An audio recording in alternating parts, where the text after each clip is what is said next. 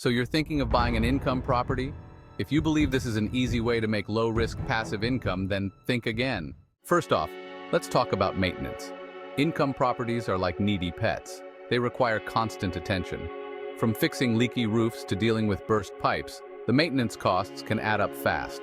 You might start out thinking it's just a couple of small repairs, but those minor fixes can quickly turn into major expenses. And unless you're a DIY expert, you'll need to hire professionals, which means even more money out of your pocket. And it's not just the big repairs. Think about all the little things. Plumbing issues, electrical work, pest control. These are ongoing responsibilities that don't just disappear once the property is rented out. You're constantly on call, and if something breaks, it's up to you to fix it immediately. Speaking of tenants, let's get into that. Not all tenants are going to treat your property like it's their own. Some might cause significant damage, be late with rent, or even stop paying altogether. Now you might think, I'll just evict them.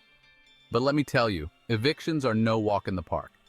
If you try to simply change the locks and throw their stuff on the lawn, you'll face serious legal penalties. Evictions can be a long, stressful, and expensive process. Depending on where you live, it can take many months to legally remove a non-paying tenant from your property. During this time, you're still responsible for mortgage payments, taxes, and other expenses without any rental income coming in. Plus, the legal fees can add up. You might need to hire a lawyer to navigate complex eviction laws. Some tenants know how to game the system, dragging out the process and making it even harder for you to regain control of your property. Now let's talk about financial risks. You might be counting on rental income to cover your mortgage, but what happens if the property sits vacant?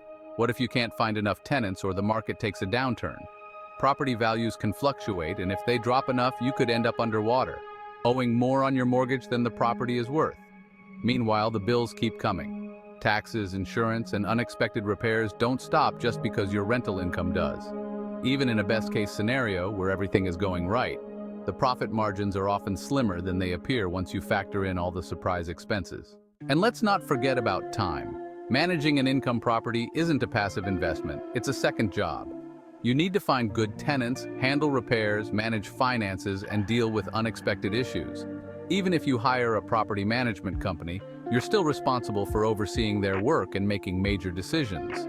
Time is money, and the time you spend managing an income property could be used for other potentially more lucrative opportunities, or just enjoying life.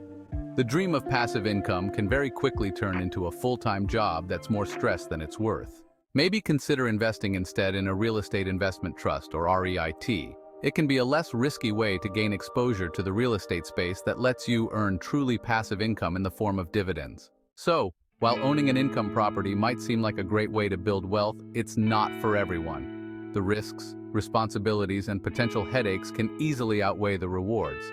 It's crucial to do your homework and really consider if this is the right move for you.